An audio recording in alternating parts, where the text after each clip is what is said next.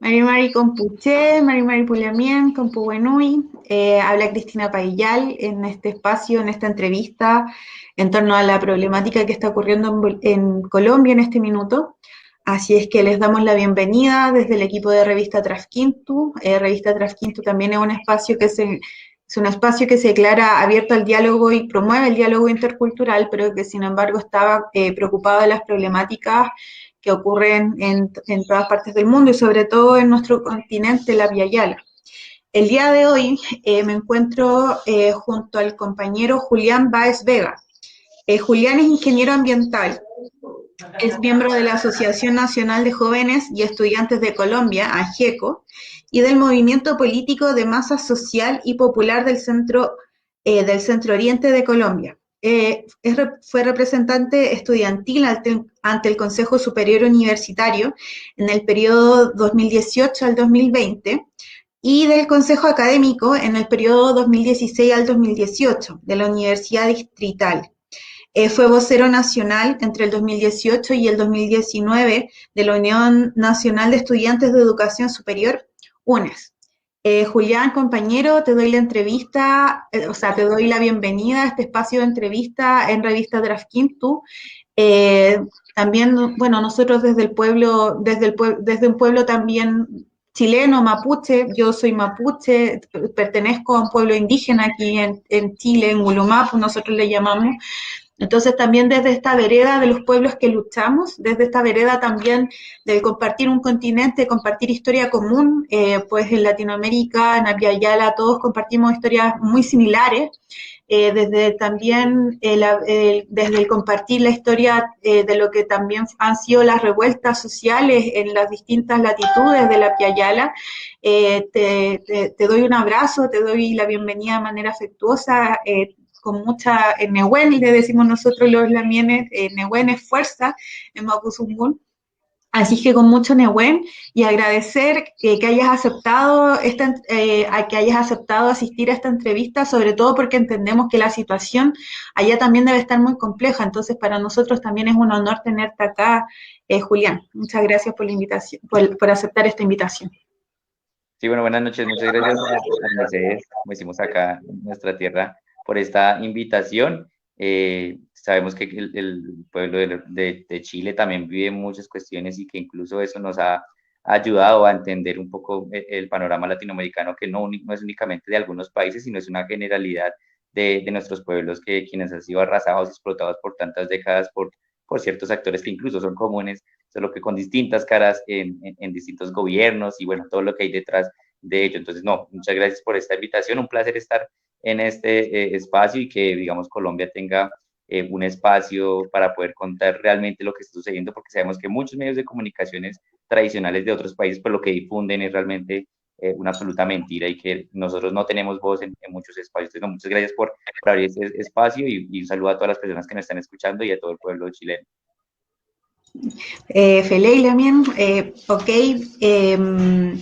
Bueno, la primera pregunta, inicialmente, si pudieras contextualizarnos un poco de la situación más global de Colombia, antes de ir a lo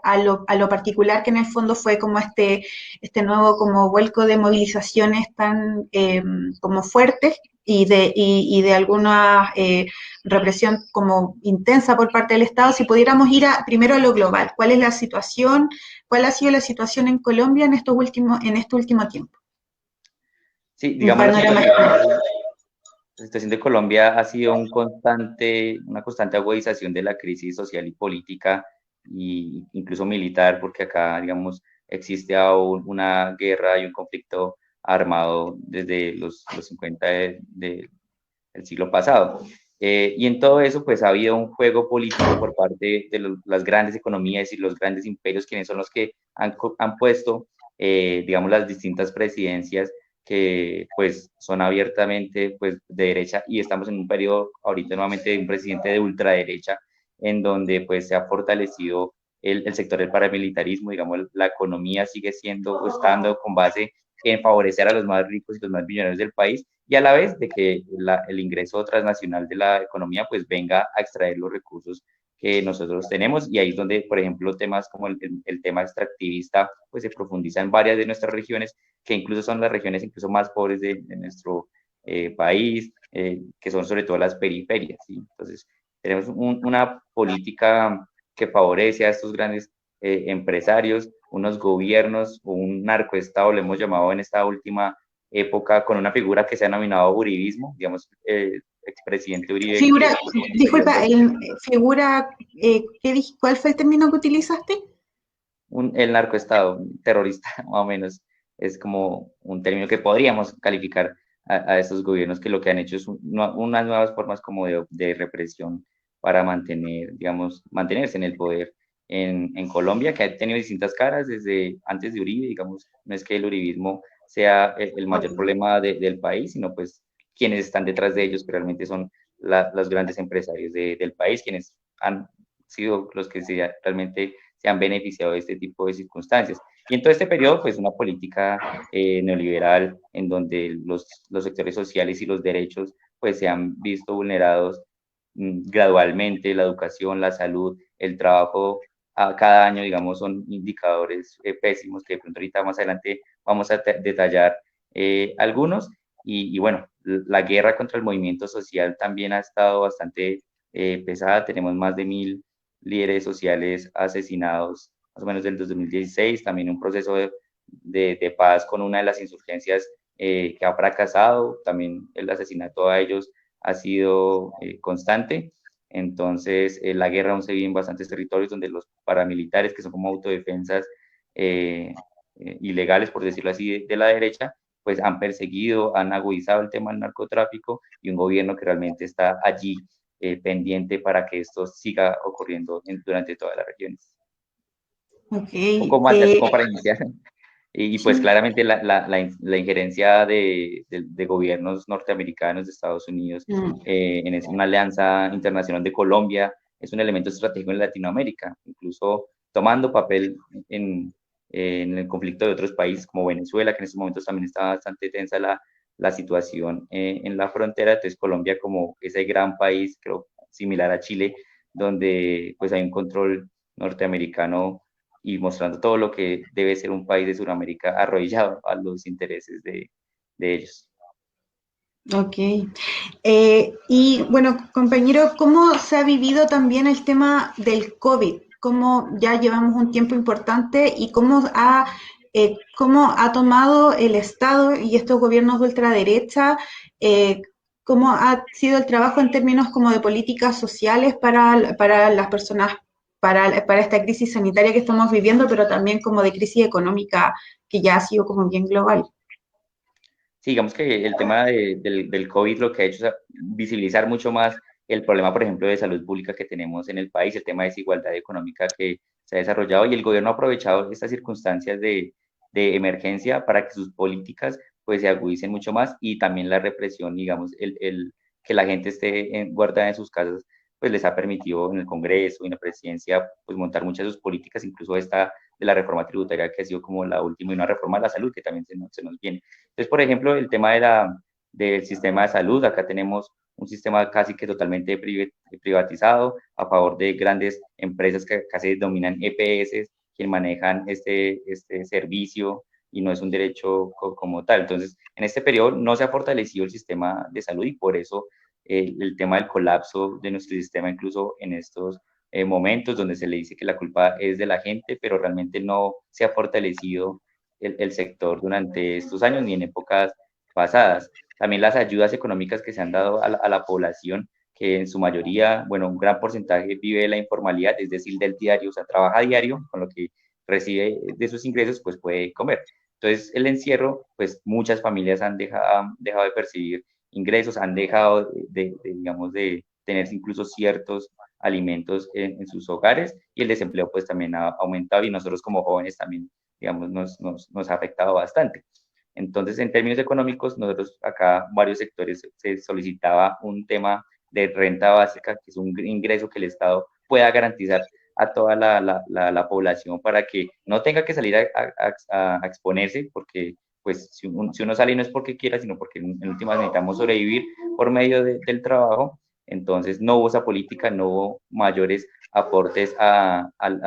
los civiles o a la gente, ni tampoco un fortalecimiento a las pequeñas y medianas empresas que pues quebraron en su gran mayoría, mientras las grandes emporios pues siguieron enriqueciéndose. Y esa fue una política del gobierno. Salvemos a las grandes empresas, por ejemplo, a una aerolínea Avianca, que se le iban a dar varios billones de pesos para salvarla, una entidad privada aliada del gobierno de Iván Duque en estos momentos, y todos los recursos a salvar los bancos, al sector financiero, pero a la población en su mayoría pues no hubo mayores ayudas, y también el sistema, por ejemplo, de encierro pues se manejó de una forma que afectó a todos los sectores populares que vivimos acá en su mayoría. Y, por ejemplo, nosotros denunciábamos bastante que el tema de la represión se siguió financiando mucho más que el fortalecimiento del sistema a la hace poco salió que se invirtieron 14 billones de pesos para aviones de guerra, 12.000 millones en tanquetas del ESMAD que hoy están asesinando a personas, y un montón de recursos para seguir financiando nuestro Ministerio de Defensa, que es el que maneja todo el tema militar, y así ha sido el manejo más o menos. Se dice que no hay presupuesto, pero para la guerra, para favorecer a los sectores financieros y a las grandes empresas, ese ha sido el manejo básicamente de este gobierno, mientras a la gente más vulnerable pues no se le fortalece su capacidad adquisitiva y sus ingresos mensuales. Y en términos, por ejemplo, de bonos, de alguna ayuda por parte del Estado hacia las personas como ya de frentón, clase baja o clase media, ¿han habido cosas tangibles que se hayan podido presenciar, ayudas del gobierno hacia las personas? Digamos que este gobierno ha echado, digamos, por todo lado que está ayudando a las personas, pero realmente son unos bonos, pues sí, podríamos llamarlo tal vez algunos bonos solidarios para personas que no les llegó a la totalidad de la población, y que son montos que no cubren todas las necesidades de las personas, ni siquiera alcanza en muchos casos al mínimo, al ingreso mínimo que acá tenemos en Colombia. Por ejemplo, las ayudas en mercados, también hubieron bastantes temas de corrupción en el país, en donde aparecían personas que no existían en el sistema de registro de nuestro país, y se decía que se les había entregado ayudas, o a personas ya fallecidas que se les había entregado ayudas. Entonces, tras de que lo que se apoyó fue poco, hubo un tema de corrupción bien grande en varias gobernaciones y en varias ciudades de aquí. Entonces, eso fue básicamente algunas pequeñas ayudas que no llegaron a toda la sociedad. Incluso acá en la capital se iba a intentar dar un bono de 78.000 pesos, que digamos es un porcentaje bastante mínimo para poder sobrevivir, que alcanza, no sé, para mucho menos de 2 o 3 días, una semana. Perfecto. Uy, qué complicado. Sí, pues, bueno, generalmente pasa harto como que las ayudas estatales siempre son bastante como insuficientes porque la clase política muchas veces no entiende de los problemas o de cómo vive en realidad la clase trabajadora. Entonces siempre se hace insuficiente como cualquier cosa que venga de esta clase política. Bueno, me comentabas entonces de que la represión efectivamente sí es financiada y de que no hay ayudas concretas ni reales hacia las personas. Y en base a esto también, cuéntanos un poco sobre la reforma tributaria, que entiendo es lo que gatilla las movilizaciones en Colombia. ¿De qué se trata esta reforma tributaria y por qué los movimientos sociales se levantan en manifestaciones en contra de esta reforma? Digamos, es un proyecto de ley que radicó el gobierno nacional de Iván Duque y sus distintos ministros, que básicamente buscaba, según ellos, solventar una clara crisis fiscal que existe en el país, y para llenar ese hueco fiscal, pues proponía que esa crisis la pagáramos sobre todo la clase trabajadora del país, aumentando una serie de impuestos que ya te voy a comentar, pero nunca Okay. argumentando que esa crisis o ese hueco fiscal se debe a una política histórica de los gobiernos de seguir financiando, de seguir fortaleciendo a las grandes multinacionales, a las grandes empresas, no desarrollando las fuerzas productivas del país, no generando empleo digno para los trabajadores y las trabajadoras. Entonces, es un hueco fiscal realmente generado por una dinámica de que se siga acumulando capital para los grandes capitalistas del país y quienes invierten en Colombia, ¿sí? Cosas que nunca van a decir en ningún medio de comunicación. Entonces querían recaudar durante bastante tiempo, bueno, una serie de presupuesto que provenía fundamentalmente de dos cosas que desde los 90 se ha mantenido en Colombia, que es subir un impuesto que acá se llama impuesto del IVA, que es básicamente un impuesto que se le da a ciertos productos del país que terminamos pagando nosotros, y también aumentar el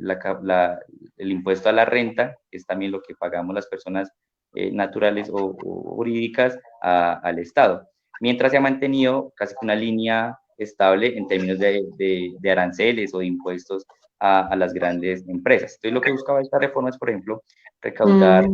17 billones de pesos en aumentar que las personas generaran renta por encima, por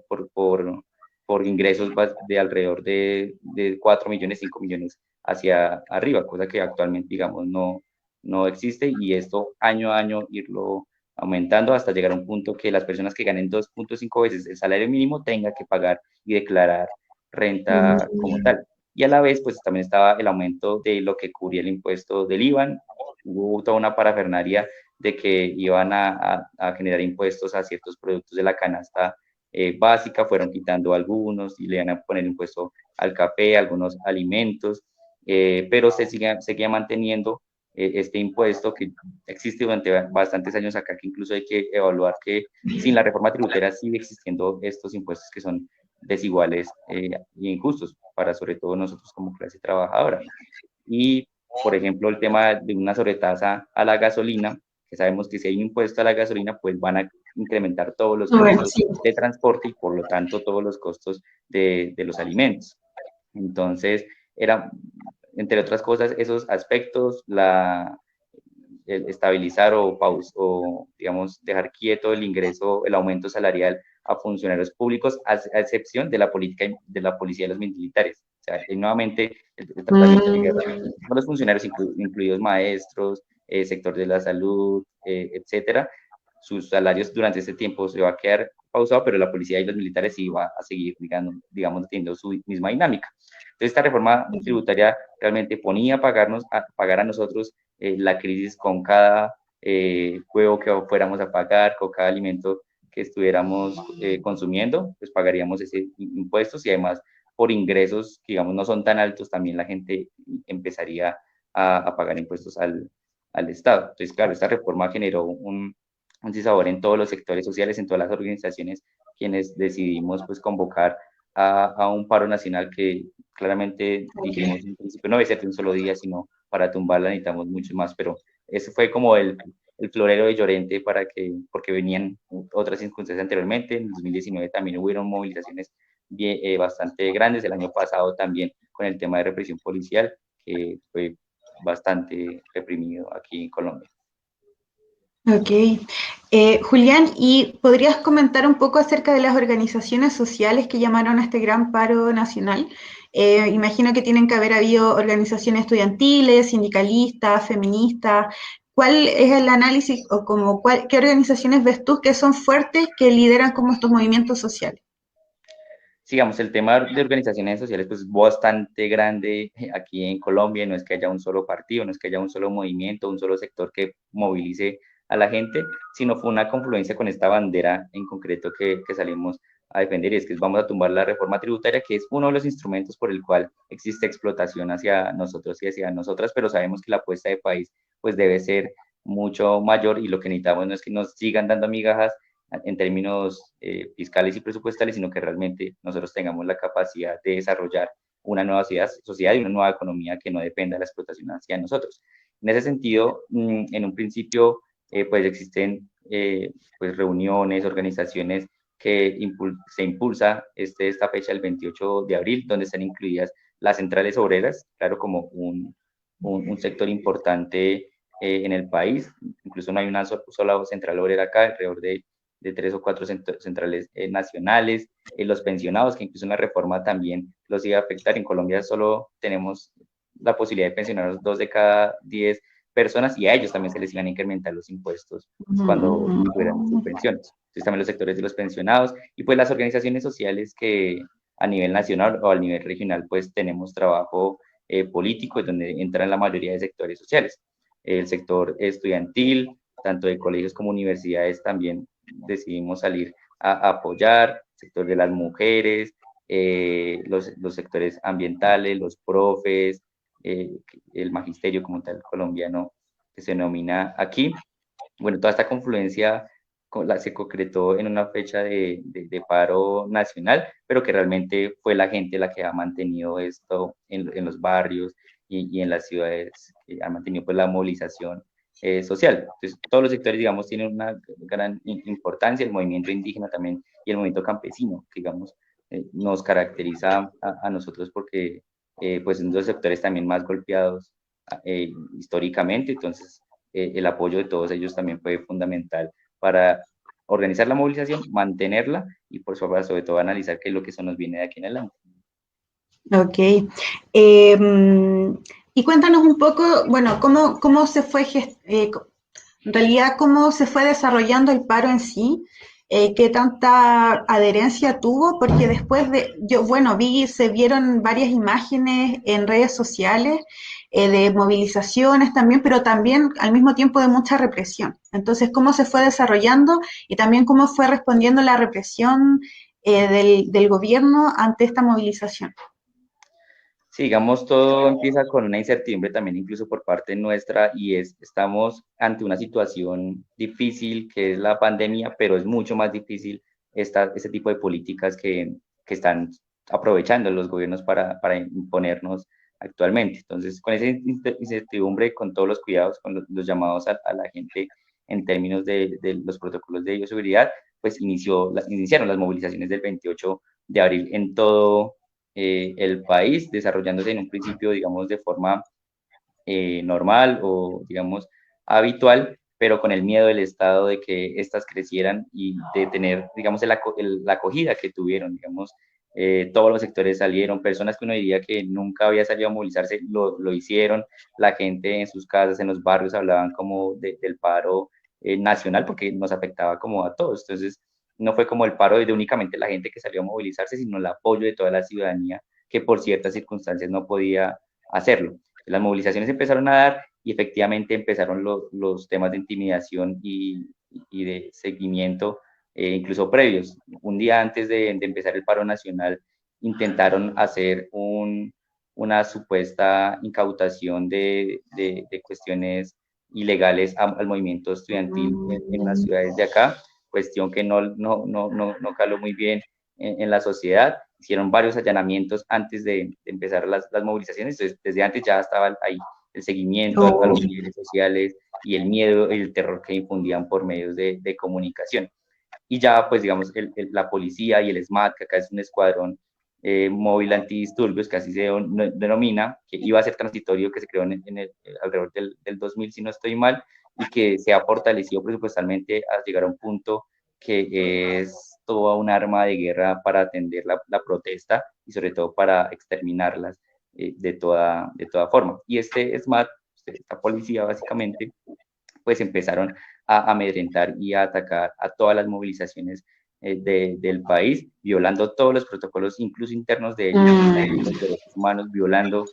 el manejo de la protesta, incluso en términos de lo que las organizaciones internacionales defensoras de derechos humanos plantean en términos, por ejemplo, la proporcionalidad, el uso de armas y bajo qué mecanismos o situaciones pues se interviene. Entonces, en todo el país empiezan a aparecer personas heridas y posteriormente pues personas asesinadas por parte de este escuadrón móvil antidisturbios. Aproximadamente ahorita llevamos unas 13 personas asesinadas, una mujer violada, 851 casos de vulneración o abusos por parte de la policía. Entonces, ese fue el primer día, recibimos cientos de denuncias de lo que sucedía en todo el país y pues la población también reaccionando y defendiéndose popularmente de este tipo de situaciones y los medios de comunicación tratándonos de violentos, de terroristas y de todo, pero no mostrando realmente todo lo que el Estado quería hacer y que ha militarizado, digamos, la mayoría del país con un miedo realmente de que esta movilización, que es política, claro, porque, digamos, tiene unos objetivos como claros, ese temor de que la población realmente tomemos un control que por años nos han arrebatado. La represión ha sido bastante fuerte, uso de armas también han sucedido, personas, digamos, vestidas de civil apoyando a la policía, disparando a la población y amenazas constantes, sobre todo en las regiones y en las ciudades donde se ha concentrado el paro nacional. Y bueno, ya día tras día van apareciendo más cosas, muchos más puntos de concentración, vías nacionales bloqueadas, sectores financieros bloqueados, empresas también decidieron parar, camioneros, bueno, se fueron sumando a medida de cada día más sectores y a la vez también la represión iba aumentando, pero nos dimos cuenta que realmente el Estado no dio abasto con su instrumento militar de represión para la rabia que se estaba gestando día a día en las calles. Voy a leer algunos comentarios que hay. Austin escribe: resistencia a mis hermanos colombianos. Saludos desde Perú. Agradecemos a la gente que está viendo esto desde Perú. Daniel López escribe: renta básica, eso también beneficia al gran capital, medida keynesiana, mientras las condiciones de la clase trabajadora es precarizada, como a través de decretos 1174, que legaliza la miseria de los trabajadores, permitiendo el pago de salarios y pensiones por menos de un salario mínimo. Los jóvenes luchamos por la dignidad de los trabajadores, un trabajo socialmente sostenible que se garanticen contratos y derechos laborales, productivo y soberano. Rodrigo Astorga escribe: compañero, ¿cómo está operando el Poder Judicial con respecto a la violación de los derechos humanos durante las manifestaciones? ¿Existen condenados? ¿De qué manera se abordará la responsabilidad de Iván Duque ante las violaciones de los derechos humanos? Vamos con esta pregunta y seguimos después con los comentarios. En cuanto a las responsabilidades por la violación a los derechos humanos, ¿qué está ocurriendo ahí en ese aspecto? Sí, digamos, es una situación compleja, porque aunque existe en teoría la división de poderes en Colombia en el marco del Estado Social de Derecho, pues la justicia también es un instrumento de los gobiernos y todos estos sectores más ricos del país, en donde es una justicia totalmente baja, una justicia que está hecha para perseguir también a las organizaciones y líderes sociales del país. Tenemos presos políticos por montones, falsos positivos judiciales que por años se han desatado en decirnos insurgentes y que hacemos acciones ilegales. Entonces es un aparato que realmente no está a favor nuestro y que tenemos muchos casos de injusticia que ha pasado décadas y no ha sucedido absolutamente nada. Por ejemplo, el año pasado con el tema del asesinato del joven el 9 de septiembre por parte de la policía, que yo creo que también todo el mundo lo evidenció. Hasta hoy hay una judicialización que es de uno de los policías, pero todos los muertos que hubieron ese día, por ejemplo, fueron alrededor de 8 o 9 personas, pues aún está en la impunidad. Entonces, por ahora, los defensores de derechos humanos y las organizaciones defensoras de derechos humanos son las que están recogiendo todos estos casos de vulneración, llevando a las instancias nacionales e internacionales pertinentes para que se le ponga, digamos, el ojo a lo que está sucediendo en Colombia, porque realmente lo que está pasando es una masacre a los sectores sociales que hoy se da por la reforma tributaria, pero que históricamente se ha dado de muchas formas. Entonces, por ahora el mecanismo es más nuestras organizaciones de intentar defender en el marco de una ley que no está hecha para defender la protesta social y de recoger toda la serie de pruebas y circunstancias que estén pasando también para que los países hermanos las conozcan y también nos ayuden en generar una presión internacional lo que está sucediendo aquí, porque en todo lado hablan de lo que pasa en Venezuela, lo que pasa en Chile, por ejemplo, acá también sucedía eso, pero no hablan de lo que el Estado pues está haciendo en estos momentos. Entonces, por ahora estas instancias no son nuestras aliadas, pero vamos a llevar toda denuncia hasta el punto necesario. Ok. Voy a seguir con la otra pregunta. Daniel López nos escribe: exigimos una reforma tributaria donde sean las grandes empresas y el capital quienes paguen impuestos y asuman la crisis, que se disminuyan los impuestos para la clase popular y trabajadora, que la crisis la paguen los ricos, abajo el mal gobierno, ahora le toca al pueblo. Le recordamos a los seguidores y seguidoras de Revista Trafintu que puedan dejar sus comentarios o sus preguntas en donde dice comentar, y nosotros también vamos a estar leyendo los comentarios y preguntas aquí en vivo. Eh, Disculpa, vamos a estar leyendo los comentarios y preguntas en vivo para poder también hacérselos llegar a nuestro compañero Julián. Bueno, ¿cómo se fue? Entendemos que han habido varios días de protesta, que no fue solamente, que no se quedó claramente en el día del paro nacional, sino que después de eso también hubieron una serie, ya llevan alrededor de, entiendo, si no saco mal el cálculo, 4 o 5 días de protesta. Ya estamos en el quinto día. Genial. Y entiendo también, hace pocas horas también tuve la oportunidad de leer que en realidad la reforma tributaria por la que se estaba levantando el pueblo colombiano también ya fue detenida. Entonces, si nos pudieras contar en qué está eso y cuál ha sido la reacción de parte de los movimientos sociales con respecto a este freno de la reforma tributaria por parte del gobierno de Iván Duque. Sí, digamos, este gobierno, desde que se hicieron los anuncios del paro nacional, ha intentado generar muchos distractores para que la gente no entienda lo que sucede o lo que ellos han hecho. Desde el primer día dijeron que iban a reformar, valga la redundancia, esta reforma tributaria, pero que básicamente iba a ser un acuerdo entre partidos políticos que están en el Congreso y que en su mayoría son de derecha, es decir, que iban a repartir la mermelada y ajustar este documento, incluso ellos mismos mostrándose como salvadores. Por ejemplo, Álvaro Uribe diciendo que no está de acuerdo con la reforma de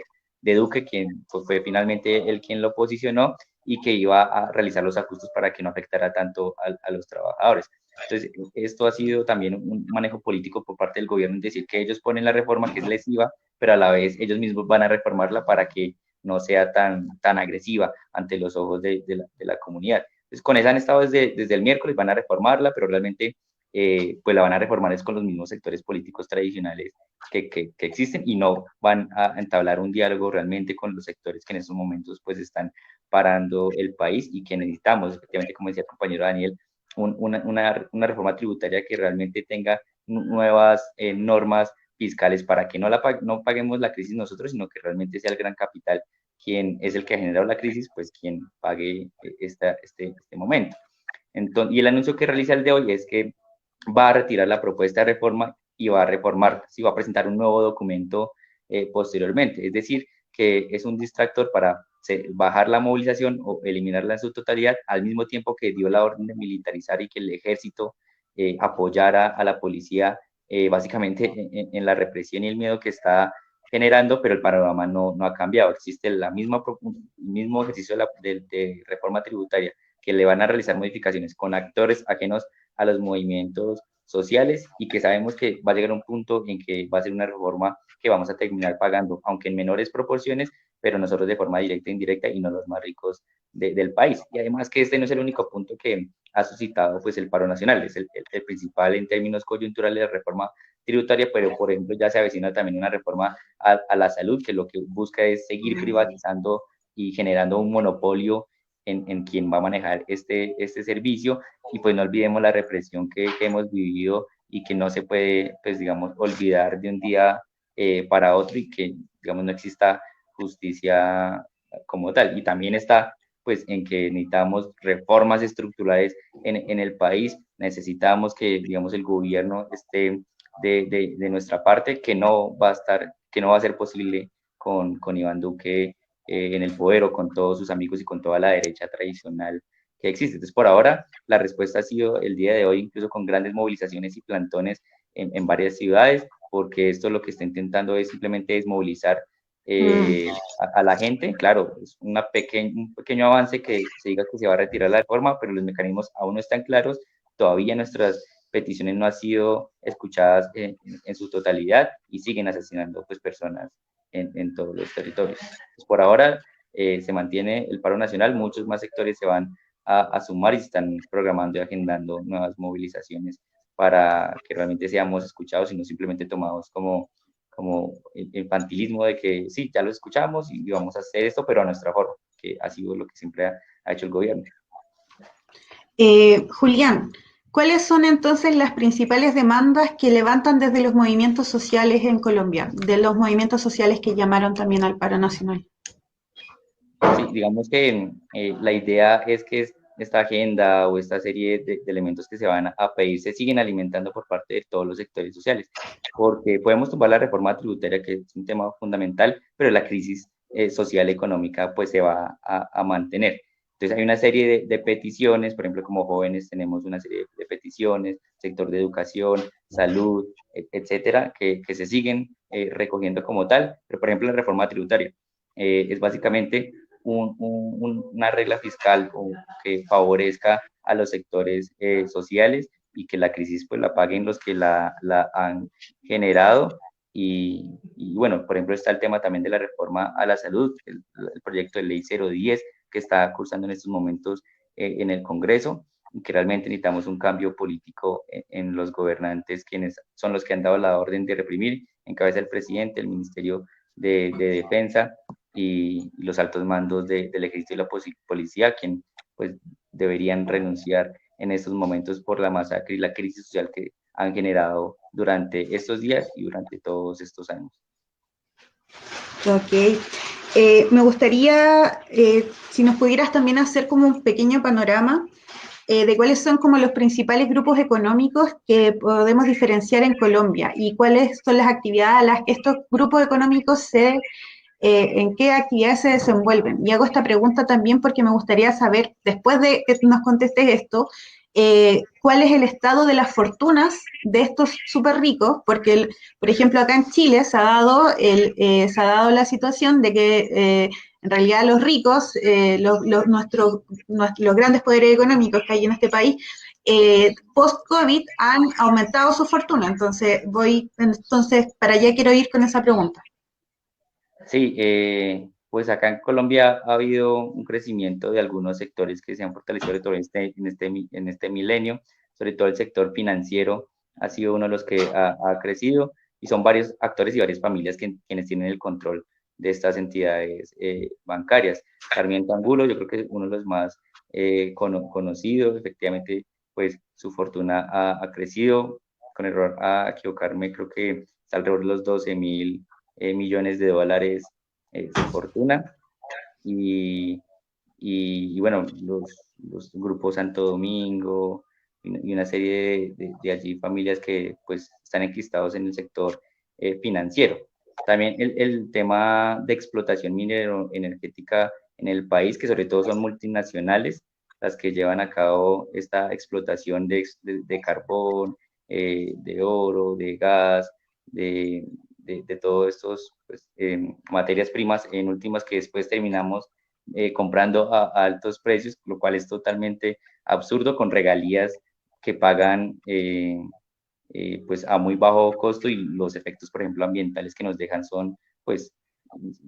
sin solución al corto plazo.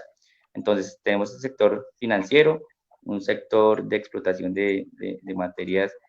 primas, y realmente pues los demás ya son un poco menores. El tema de la tierra acá también es un problema gigantesco, los grandes terratenientes con grandes porciones de tierra, mientras los campesinos pues no tienen tierra para trabajar o los recursos para poder hacerlo. Creo que nuestro índice de Gini se está ubicando por encima de los 50 puntos, ha aumentado en estos últimos años las concentraciones de riqueza y de capital, y efectivamente han aumentado su riqueza en el marco de la pandemia por los beneficios que le han dado a los sectores bancarios, quienes después generan créditos hacia las empresas. Entonces finalmente el gobierno con recursos públicos los financia a ellos, y las ayudas que dan ellos son créditos que en últimas pues no son ayudas realmente, sino pues dinero que vamos a tener que pagar en un futuro, y todas las empresas que han desaparecido pues no han recibido directamente este tipo de ayudas. Voy a leer unos comentarios que han salido acá en los posts. Catherine Soto nos escribe: compañero, desde la U Distrital, fraterno saludo y admiración. Respecto de que ya varias universidades públicas se han declarado en paro, ¿la Universidad Distrital cómo va en ese contexto? Sí, digamos, la educación superior, que incluso ha sido uno de los sectores que se ha movilizado en los últimos años, el paro nacional del 2018, también el apoyo al paro nacional, o más que el apoyo, el sumarnos al ejercicio de movilización del 2019, pues no ha sido apático a lo que ha sucedido actualmente, y los universitarios y los estudiantes pues han salido a movilizarse en todas las regiones. Y en estos momentos, efectivamente, hay varias universidades que algunas se han decretado en paro indefinido, otras están desarrollando asambleas, que es nuestra forma como de decisión para el accionar nuestro, y sobre todo generando una agenda de movilización y de presión y de puntos a acordar con los demás sectores. Este es un debate que las universidades están dando en estos momentos de cuál va a ser su participación en el paro, algunas entrando en paro, otras apoyando con diferentes mecanismos. Ok. Nata Lee escribe, la nación requiere invertir en las fuerzas productivas. La lucha es porque la clase trabajadora y popular está al frente de los medios de producción. Los más ricos del país nos han sumido en la precariedad, informalidad y desempleo. Luchamos por trabajo socialmente sostenible, productivo y soberano. Uno, que se realice una reforma laboral con la participación activa de la ciudadanía, especialmente de la juventud, que devuelva los derechos de los trabajadores, con salarios justos, estabilidad. Compañera, agradecemos su comentario, también me parece como bastante completo lo que nos comenta. No sé si tienes algo que comentar o agregar con respecto al comentario de Natalie. Sí, digamos, efectivamente lo que necesitamos, incluso la renta básica, que por ahí otro compañero lo mencionaba, no da su solución estructural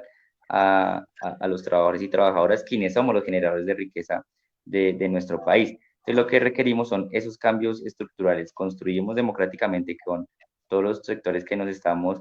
movilizando, y que efectivamente el desarrollo de las fuerzas productivas en el país no están dadas, porque seguimos en un atraso en eso, incluso en el marco de otros países también, digamos, capitalistas. Entonces, acá como se está priorizando ciertos sectores que no generan empleo, pero sí generan riqueza, por eso los altos índices de desempleo, por ejemplo, ahorita en la juventud creo que estamos alrededor del 23%, y que quienes están ocupados, también la mayoría están en la informalidad, es decir, sin poder pagar salud, sin poder pagar pensión, y pues sin tener condiciones de dignidad. Entonces, este tipo de pliegos que hemos desarrollado, por ejemplo, el que menciona la compañera,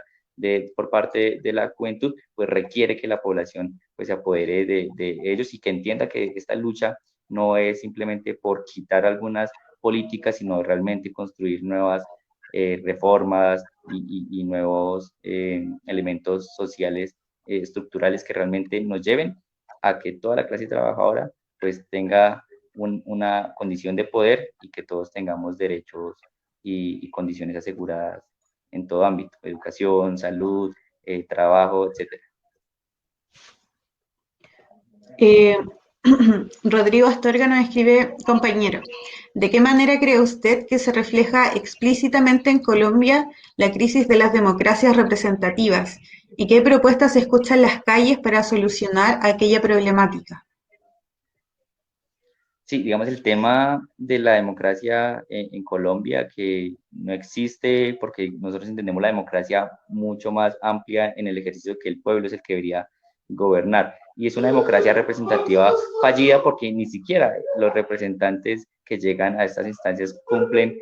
a cabalidad lo que prometen en campaña, porque pues hay los intereses y los grandes y las campañas que son financiadas por los grandes grupos empresariales del país, a quienes a ellos sí les cumplen sus acuerdos. Entonces es una democracia inexistente. En una democracia creo que no se podría masacrar a los sectores sociales del país. No existe ningún diálogo con nosotros, simplemente es la derecha hablando con la derecha, y los únicos sectores alternativos que algunos le apuestan al tema electoral, pues también son perseguidos, y además de notar que con unas elecciones no solucionamos todos los problemas del país. Esto lo digo también en el marco que el otro año tenemos elecciones a presidencia y a Congreso, en el cual pues, muchos sectores van a estar allí abocados, pero realmente lo que necesitamos es una construcción de política colectiva, ahí sí construida democráticamente, con todos los sectores más desfavorecidos y explotados históricamente, quienes debemos participar en la construcción de esas nuevas políticas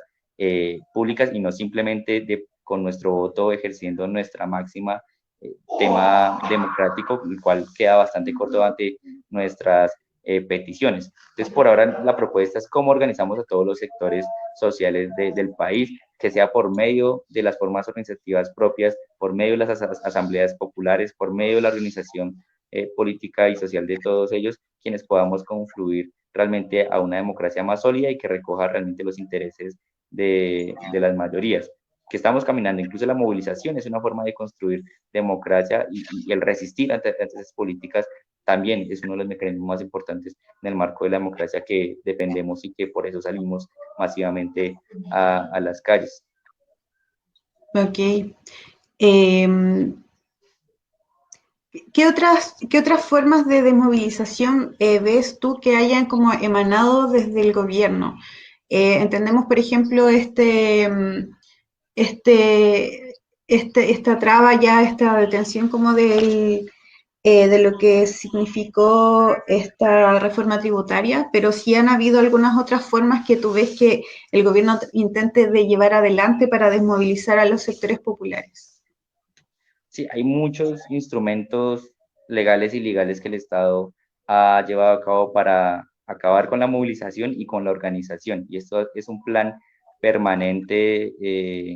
que varios gobiernos han desarrollado con el auspicio y recursos de gobiernos extranjeros a quienes les hacen caso y a sectores multilaterales como la OCDE, bueno, el Banco Mundial, el Fondo Monetario Internacional, quienes pues determinan que los movimientos sociales son peligrosos para este tipo de estados. Entonces, mecanismos que, como ya te contaba, el usar el instrumento de lo jurídico o de la justicia para perseguir, para encarcelar a líderes políticos del país, a sindicalistas, a estudiantes, a campesinos, quienes en estos momentos pues, son presos políticos por parte del Estado. También está el ejercicio de la estigmatización por medio de los grandes medios de comunicaciones, quienes son dueños también de estos grandes empresarios del país, en donde cualquier movilización, cualquier persona que sea crítica y opositora del gobierno, pues es el enemigo y no debe escuchársele, no debe, digamos, estar en las calles. Entonces, el tema de estigmatización por medios comunicativos también es bastante fuerte. Y también en el marco de la represión, pues, la policía, el ESMAD, quienes pues tienen bastante recursos, como te comentaba, pues persigue a cualquier movilización que se esté desarrollando en el país, defendiendo las grandes empresas. Acá campesinos indígenas se toman las vías, se toman empresas quienes explotan sus recursos y el ESMAD llega es a sacar a la movilización para defender a estas grandes empresas. Y aparte está el tema ilegal que en Colombia se ha fortalecido con este nuevo gobierno que es uribista y es el paramilitarismo, que son estas fuerzas armadas ilegales, pero que defienden al Estado en estos momentos. Entonces, el asesinato por parte de líderes sociales, a excombatientes que firmaron el proceso de desmovilización, pues se ha agudizado bastante. Creo que cada 2 días tenemos la noticia del asesinato de un líder social. Entonces, este tema del paramilitarismo ha crecido tanto en las regiones, incluso como en las ciudades. ¡Oh, qué terrible! ¿Y desde el pueblo se han levantado formas de autodefensa o formas como para hacer frente a estos hechos como tan terribles como son el paramilitarismo y el asesinato a dirigentes sociales? Sí, nosotros creemos que la mayor defensa que tenemos ante estas formas de represión es la organización eh, política, ¿sí? Creo que es el primer elemento que se intenta realizar y tenemos, digamos, primeros momentos de experiencias de guardias indígenas, quienes acá en el país, por ejemplo, en el suroccidente, pues nos han enseñado cómo son esos procesos de autocuidado y de preservar la vida, por ejemplo, en las movilizaciones de una forma que muchos catalogan de violenta, pero que en el marco de la legitimidad, pues simplemente es una respuesta ante esa violencia estructural que el Estado nos da. Y por ejemplo, en las últimas movilizaciones de estos años, incluso hemos aprendido un poco de lo que sucedía en Chile y es como en la movilización existían unas líneas que pues defendían a la gente y no La simplemente primera línea. la primera línea y bueno, todo esto que salió a nivel mundial, que Colombia como que también tuvo mucha influencia y que ha permitido que organizaciones pues salgamos a la movilización con todos los cuidados, con lo que es las gafas protectoras. Acá también el tema de los ojos ha sido bastante complejo y bueno, una serie de técnicas para proteger la movilización, pero sobre todo la organización es la que permite que este tipo de cuestiones, sobre todo en las regiones, pues no suceda, pero que sabemos que son limitadas porque ante todo un grupo armado paramilitar, pues es difícil este tipo de temas. Y bueno, ya los mecanismos institucionales, la denuncia nacional e internacional de las vulneraciones de derechos humanos que se intentan realizar. Mm, Compañero, me queda un poco ahí dando vuelta el tema de las formas de represión por parte de las policías. ¿Cuáles son los métodos de represión que utiliza la policía para disuadir las protestas sociales?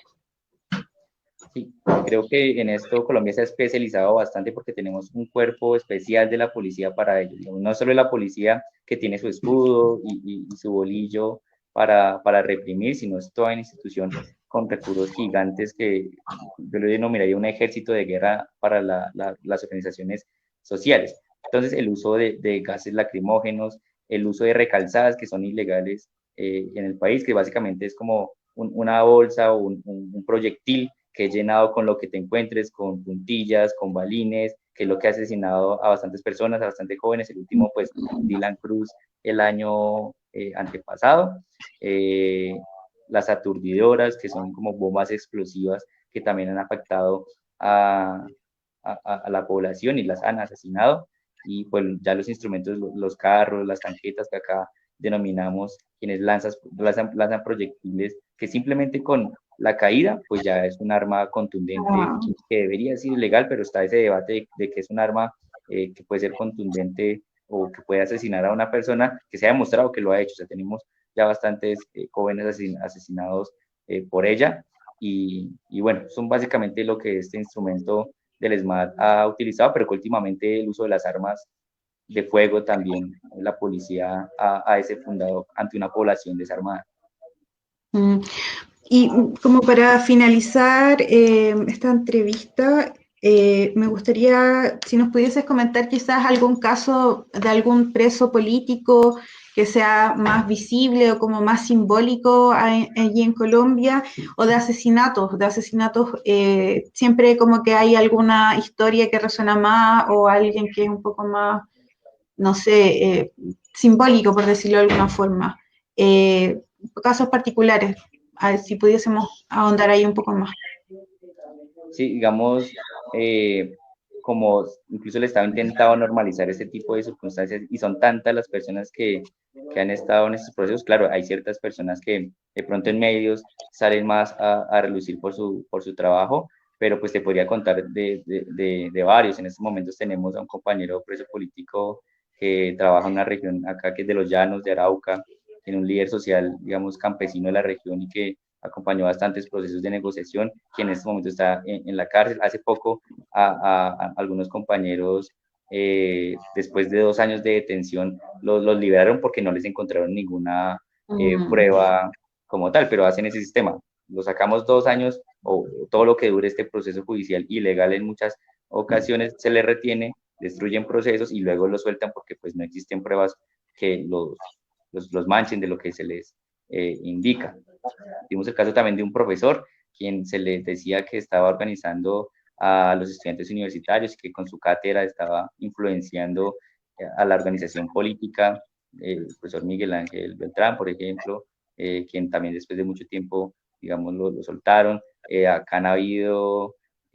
o han acusado a jóvenes en casos terroristas, bombas en algunos centros comerciales, que fue el denominado caso andino, quien ya en su mayoría todos se encuentran en libertad. Ese caso también sonó bastante. 3 estudiantes universitarios en el 2013-2014, a quienes se les decía que eran terroristas, también fueron liberados varios de ellos. Y de asesinato a líderes, pues ahí sí, yo creo que todos son muy importantes y ninguno tiene mayor importancia que otro, de ciudades, del campo. Bueno, son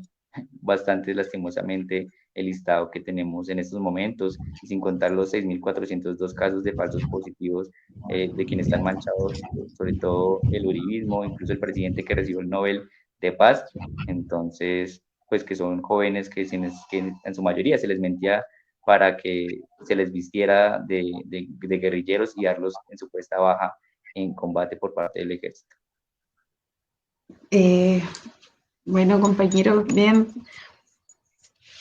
Aquí hay un comentario. Rodrigo Astorga escribe: ¿cuáles han sido las posturas que han tomado las instituciones públicas del Estado, como por ejemplo la U distrital? Me refiero a la dirección, rectoría, comprendiendo que lo público es el fiel reflejo de la realidad país, marginalidad, exclusión, etcétera. Sí, digamos, pues con el tema institucional o el apoyo, cómo estos se suman al ejercicio de movilización, ha sido variado en muchos sentidos. Por ejemplo, el caso que se comenta acá de la universidad, pues no ha sido realmente un apoyo contundente. O sea, por ejemplo, el caso de direcciones de universidades, a quienes también afecta, por ejemplo, esta reforma tributaria, han sido bastante tibios en el apoyo contundente de hacer un llamado, por ejemplo, a la movilización, o cuál es el rol de la academia en estos casos, que debería ser muy importante de comunicarlo y demás. Por ejemplo, se dan algunos permisos para movilizarse, empresas, pues lógicamente no dan permiso a sus trabajadores para que estas pues salgan a movilizarse, al menos que pues, los sindicatos puedan allí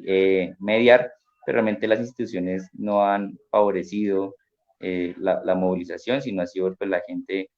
con ya la rabia que te comento. Yo creo que todo lo que sucede en nuestro país, quienes la lleva a una indignación generalizada. Ok. No sé si tienes algo más que te gustaría compartir, agregar, páginas de información que sean páginas del pueblo, donde nosotros podamos continuar informándonos y seguir y dar un seguimiento a las movilizaciones y a las demandas que se levantan desde los movimientos sociales, porque generalmente, claro, si uno pone alguna página de información en Colombia, van a aparecer las páginas, los medios de comunicación en el fondo como de los grandes poderes. En cambio, si tú nos pudieses recomendar medios de comunicación alternativos, medios de comunicación que emanan desde los movimientos, desde el pueblo, ¿existirán medios donde nosotros podamos dar una continuidad a lo que está ocurriendo en Colombia? Claro, digamos, actualmente existe una alianza de medios de comunicaciones alternativos. En muchos lados aparece así. Digamos, nosotros manejamos, por ejemplo, uno a nivel regional y nacional que se llama Trochando Sin Fronteras, que es una propuesta comunicativa alternativa e independiente que busca visibilizar todo lo que sucede aquí, y el resto, pues todas las organizaciones sociales, o sea, los indígenas, el CRIC o la ONIC también difunde información, los estudiantes con cada una de las organizaciones, los campesinos, está, el, bueno, creo que hay bastantes allí que en este momento es como que se me olvidan algunos de sus nombres, pero sobre todo existen esos medios de comunicación alternativos en Colombia que te recomendaría. Personalmente, Trochando Sin Fronteras, manejamos Trochando Sin Fronteras. Perfecto. Entonces vamos a estar tratando de darle seguimiento a todo lo que ocurre en Colombia a través de este medio en particular. Compañero, ¿alguna palabra de cierre que quieras dar a la gente? ¿Algún mensaje que quieras dar a la gente que está viendo actualmente esta entrevista o que también la va a ver con desfase? Sí, primero, muchas gracias por darnos esta voz en este medio, a todas las personas que escucharon, y que es muy importante que otros países también entiendan lo que sucede aquí, que no es ajeno. Yo creo que a las dinámicas de otros países, en todo lado tenemos dictaduras de distinto tipo, represiones similares a nivel social y político, que nuestra avanzada debe ser esa, que nos organicemos como sectores sociales explotados históricamente, que requerimos cambios estructurales profundos y no simplemente pañitos de agua tibia que nos generen simplemente el descenso de la movilización, y que este mecanismo es el que realmente nos va a llevar a transformaciones de cada una de nuestras naciones, y como somos pues hermanos y hermanas quienes sufrimos de distintas cosas, pero que las fronteras realmente no es ninguna excusa para entendernos como Latinoamérica en este caso, y que la unidad y la lucha es la que realmente nos va a llevar a tener una nueva nación, una nueva Colombia, un nuevo Chile, que esperamos que pronto se den estos cambios, porque quienes somos la mayoría, quienes somos más explotados, tenemos derecho al poder y a un país más justo y en paz. Eh, Julián Báez Vega, muchas gracias por darnos